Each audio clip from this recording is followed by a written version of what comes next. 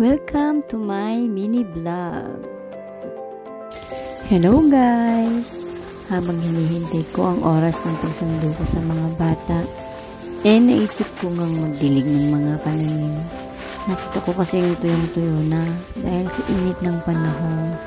Meron kami tanim ng mga sili, talong, kamatis, pechay, at pipino.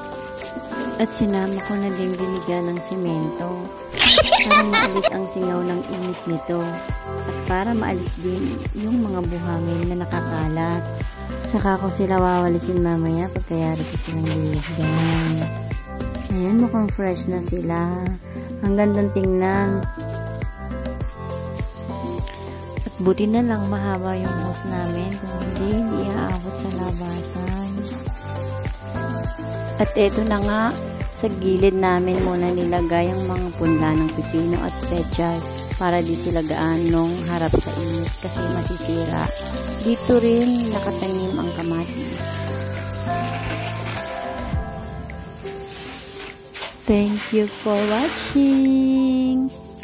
See you on my next vlog. Bye-bye.